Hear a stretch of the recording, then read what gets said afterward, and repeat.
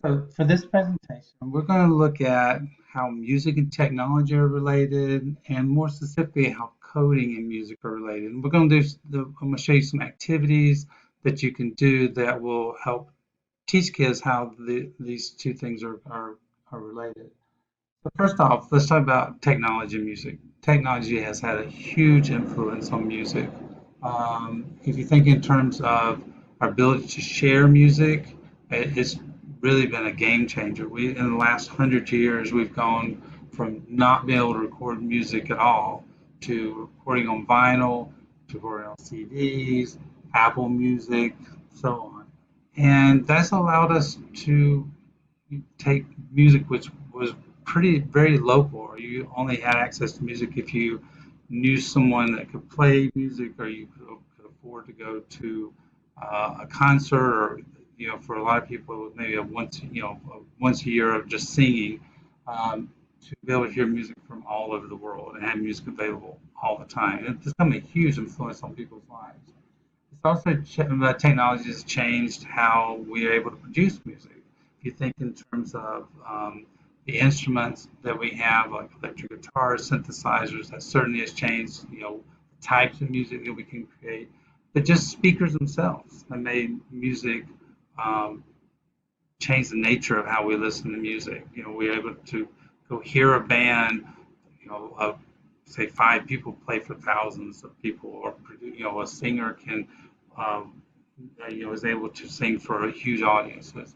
And so it's really changed a lot of how music is produced and how music is shared. There's also, more specifically, coding itself and music are pretty closely related. They have a lot of things in common. For one, they're both very heavily math-based.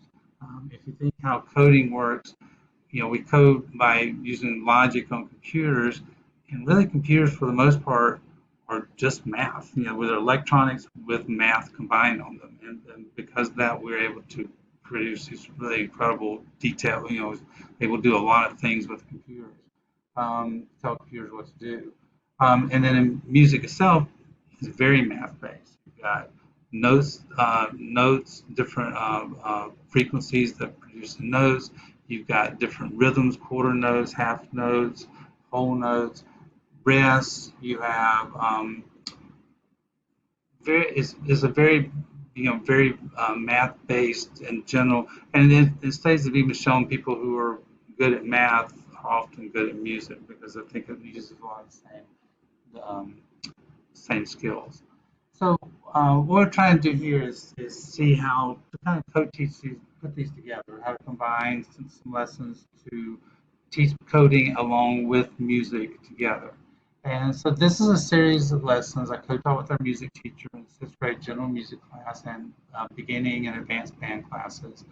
None of the activities require music or coding background, right? But if you have kids who are good at either one or either, they could be adapted to be for more advanced kids pretty easily.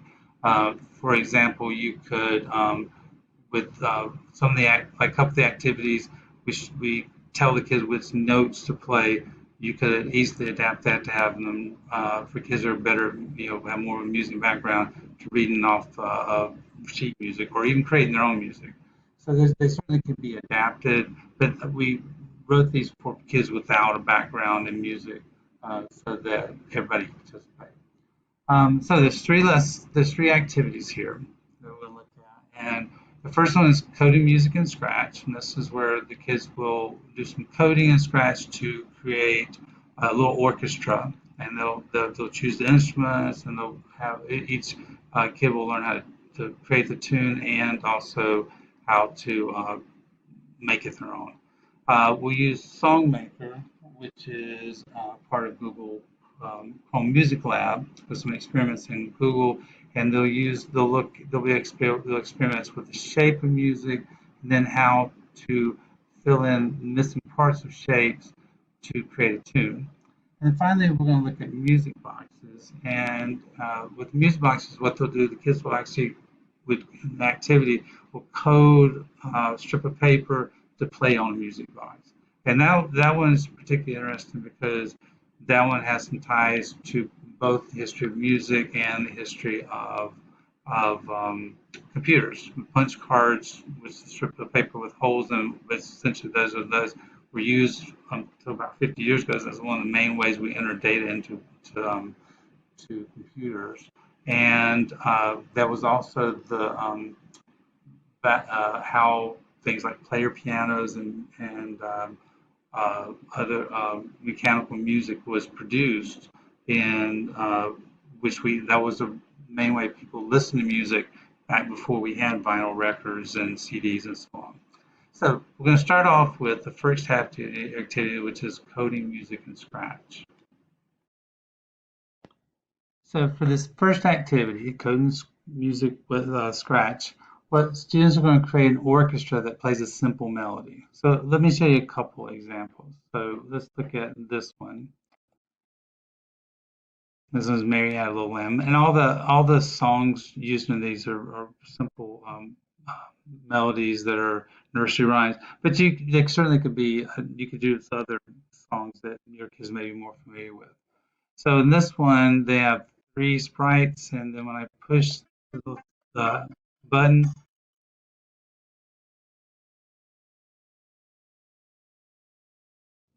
so you can see what happens is that each of the those sprites is playing a different instrument, and they're all moving together to the beat of the music. So that's one example. Let's look at one other one. Let's look at This Old Man. And once again, this is one that you can play with that's going to have 2 instruments in this case.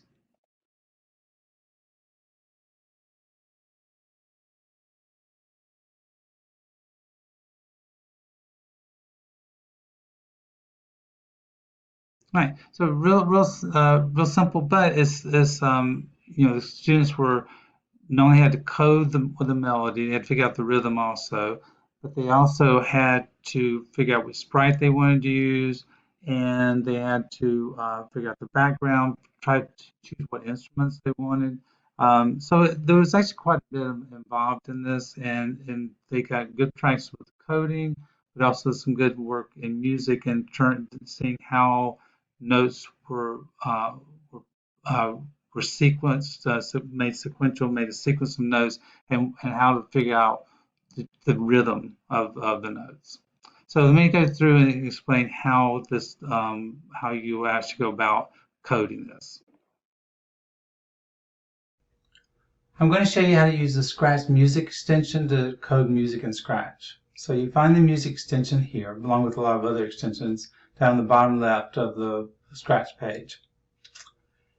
Go here where it says play music, and you'll have code specifically for doing music. Now, for what we want to do is we're going to code some simple nursery rhymes and create an orchestra eventually. We're going to mainly use this one here, play note. So we bring that over, and when we click on it, it plays a note. Now it says 60. It doesn't really tell us much, but when we click on it, it brings up a small piano, and that's the code for C note. It's not the frequency, it's just the code they use for C. So what we're going to do is we're going to code Barney song and the first little part, and I'm going to show you how to do it. So if you look at the notes, the first line starts with a G. So even if I don't know piano, I can just count up and find the G note. And that's going to play the G note. Every time I click on it, it'll play the G note. My next note is the E note. So I just bring the next one under, drop it here. I got E, C, D, E. Then I've got another G note. Alright, and then I repeat that same thing. So that's the first part. I'll bring the next part in. I'm going to put in another G note in. I'm going to put now an E note, and then finish up with the G note. Okay, so if I play this, if I click on here to play all these in succession, so it's the correct notes, but it doesn't sound right because the rhythm's wrong. And so for the worksheet they'll do, for the songs they'll do on this, you give them the notes, but they have to figure out the rhythm.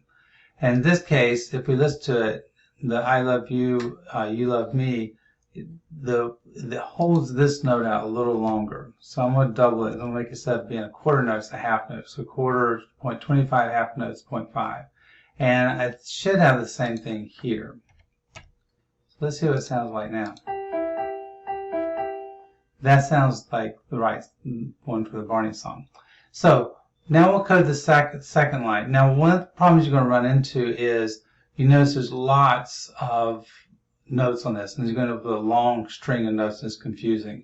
So what I suggest is that every time you put a line in, you click on the right click on the first note you're playing and add a comment. And it's important that you click on the note rather than beside it, because this ties the comment to that particular note. And the advantage of that is if I decide to move the whole thing, it stays with it. If I put it out, if I don't click on it, if I click beside it, it'll float, the comment will float. So this is my first line. So let's add the second line. And since I'm adding the first note of my second line, I'm going to go ahead and add a comment here saying second line. That way I can keep track of where I am.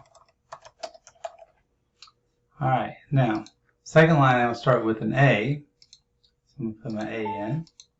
And then I got to add a G in. And then an F. And then an E. And then I'm going to add a D. And then an E and an F.